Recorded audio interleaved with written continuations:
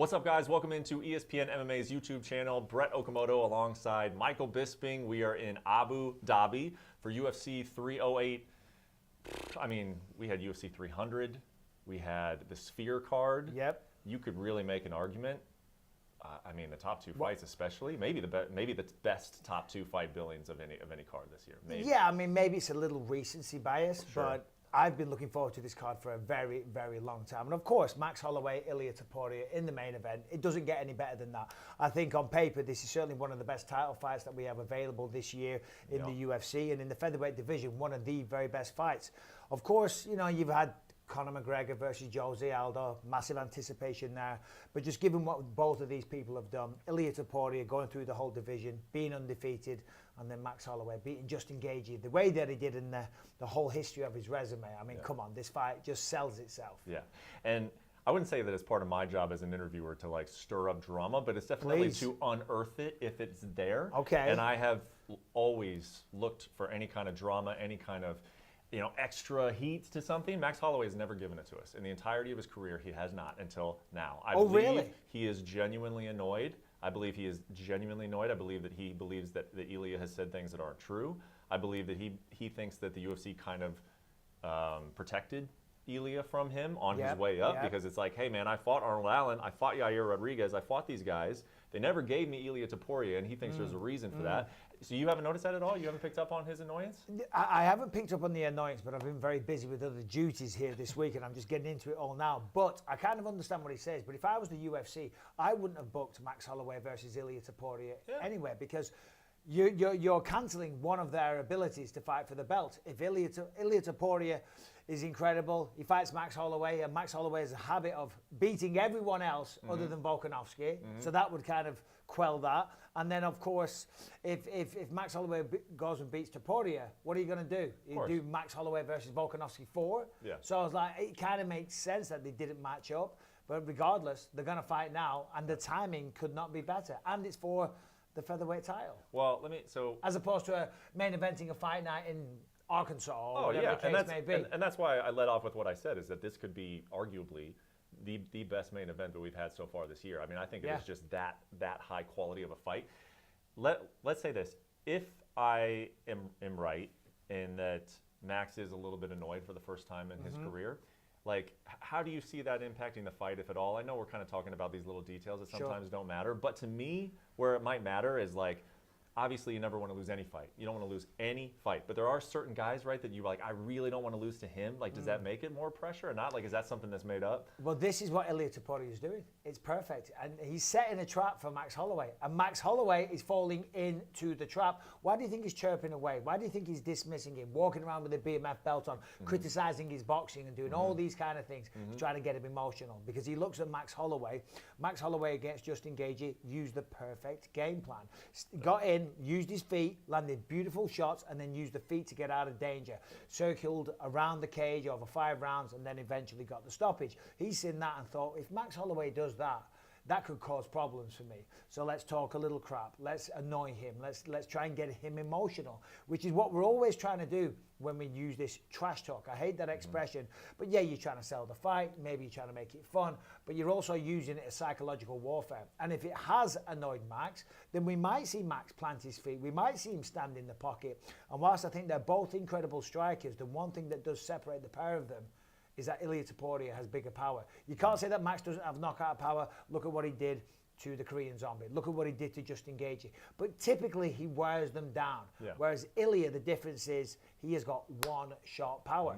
And I think Max standing there and trading, whilst it could work out for both of them, probably favors Topuria more.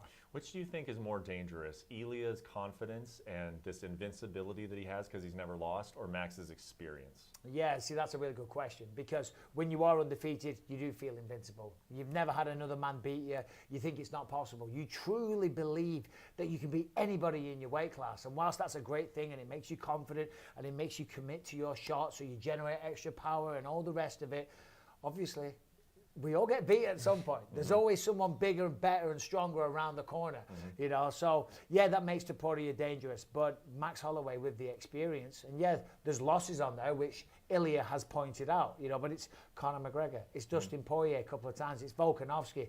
These are people where certainly there's no shame in losing to them. And then on top of that, every time you lose, you get a little better. You learn about the process of preparing for a fight, for the cutting weight, for the nutrition, the recovery protocols, whatever the case may be, or technical faults that maybe you were making. So along that way, Max Holloway has molded himself to a pretty much near perfect fighter. Co-main event is just as good as the main event, I think. Robert Whittaker taking on Khamzat Chimaev. The question I have for you about Khamzat is that he changed up his whole team. He was in. I mean, there are still a couple familiar faces, but mostly, I mean, the guy was training in Sweden, and then he went over to Dubai ahead of what would have been the first fight against Robert Whittaker when he got sick back in June, and then he disappeared into Russia and just and did the wrestling camp thing. He was already known as one of the best wrestlers in the sport. Do you like the move? Do you think that typically when a guy changes camps like that and goes on a completely different path, is it a good or bad thing? I think this is a good thing for Khamzat because he's going to be locked in, he's going to be away from distractions. The man's a massive star, certainly in this part of the world. If he's in Dubai, you know, people are bowing down to him wherever he goes. And sometimes that can be bad for a fighter. You get used to being treated like that. It's kind of like in the Rocky movies when he goes back with Apollo Creed, back to like the ghetto gym to get away from all the fancy and all the niceties and the luxuries. You know, you need that. So he's been off in the mountains somewhere, training at elevation, working with beasts, improving his cardio. Of course, that's one of his biggest weaknesses. We know he's an incredible fighter. In fact, in one round, he's the best fighter in the UFC, I think, in my opinion.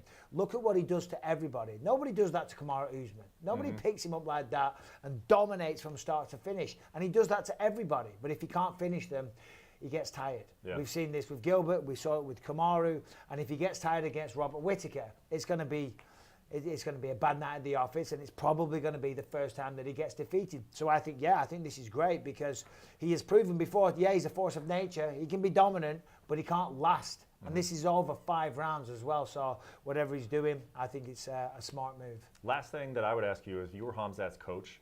Would you want him to pace himself a little bit more in the first round, or would you almost be like, well, that takes away from what makes him him? And that's exactly it. That's what I was going to say. Taking Khamzat and slowing him down and getting him to pace himself and be more calculated, that's not Khamzat. That takes away.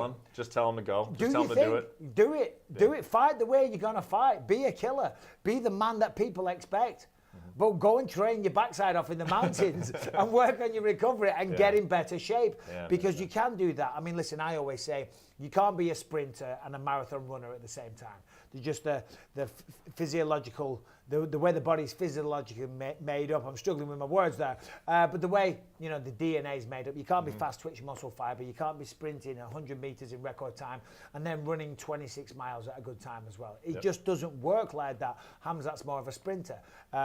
Robert Whittaker isn't exactly a marathon runner, but you can find that fine balance. So just go for it. Don't change your thing. Go out there, give the people what they expect, and let's see if Robert Whittaker can handle it. I think he can. I think he's going to have to weather a storm. It's going to be a tough storm. It's going to be one of the worst storms that Robert Whittaker's ever seen. But if he can weather it and get past round 2 and get into 3, 4, and 5, it starts to get very, very troubling for Khamzat. Yeah, well, we're getting spoiled here in Abu Dhabi with 2 5-round main and co-main, 2 pay-per-views in the month of October. So a lot to look forward here at UFC 308. We'll be doing it all week at ESPN MMA's YouTube channel. So keep it here with for Michael Bisping and myself.